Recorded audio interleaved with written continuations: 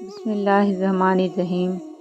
حضرت علی رضی اللہ عنہ نے فرمایا، جس گھر کی خواتین میں سے کسی کا نام فاطمہ ہو اس گھر میں غریبی داخل نہیں ہوتی۔ حضرت علی رضی اللہ عنہ نے فرمایا، نا امید شخص ہر اچھا موقع بھی گنوا دیتا ہے اور پر امید شخص ہر پریشانی میں بھی موقع تلاش کر لیتا ہے۔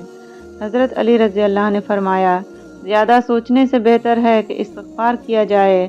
زیادہ سوچنا مشکلات کو بڑھاتا ہے اور استغفار مشکلات کا حل ہے۔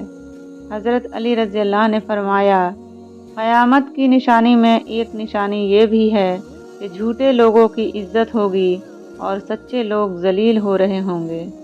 حضرت علی رضی اللہ عنہ نے فرمایا، کسی کے منہ پر بے عزتی کرنا اسے قتل کر دینے کے برابر ہے۔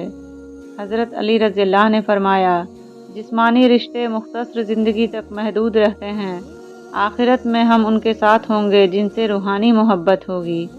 حضرت علی رضی اللہ عنہ نے فرمایا، ہمیشہ دعا مانگتے رہا کرو، کیونکہ دعا کبھی رد نہیں ہوتی، یا تو قبول ہوتی ہے یا آخرت کے لیے ذخیرہ ہو جاتی ہے یا مصیبت کو ٹال دیتی ہے۔ حضرت علی رضی اللہ عنہ نے فرمایا، یقین رکھو جتنی گہری دعائیں ہوتی ہیں اتنی ہی سنہری تقدیریں ہوتی ہیں۔ حضرت علی رضی اللہ عنہ نے فرمایا، اللہ اس زبان سے نکلی ہوئی کوئی بھی دعا رد نہیں کرتا جو اس کے محبوب صلی اللہ علیہ وآلہ وسلم پر درود شریف بھیجتی ہیں۔ حضرت علی رضی اللہ عنہ نے فرمایا، قرآن پاک بار بار کہتا ہے، نا امید نہ ہو، کمزور نہ پڑو، غمگین نہ ہو، بے شک اللہ ہر چیز پر قادر ہے۔ حضرت علی رضی اللہ عنہ نے فرمایا، روزے دار کی دعائیں مقدر سے جیت جانے کا ہنر رکھتی ہیں، کیونکہ رمضان میں اللہ تعالیٰ کا عرش پہلے آسمان پر آ جاتا ہے۔